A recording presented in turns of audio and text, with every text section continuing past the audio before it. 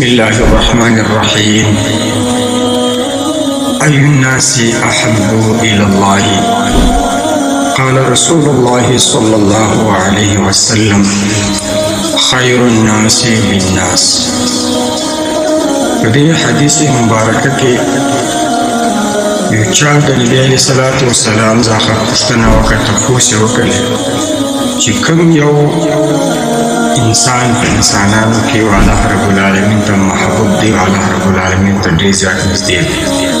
نو رسول الله مبارک صلی الله علیه وسلم ورته وفرمایل: هغه انسان الله ته ډېر نږدې دی چې هغه بل مؤمن مسلمان سره مرسته او مدد کوي، د بل مؤمن مسلمان سره امداد کوي.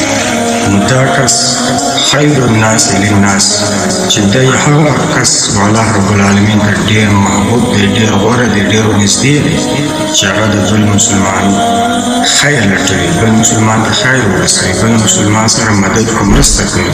نو دا انسان الله رب العالمین ته ډېر محبوب او الله رب العالمین ته ډېر زیات نږدې دی.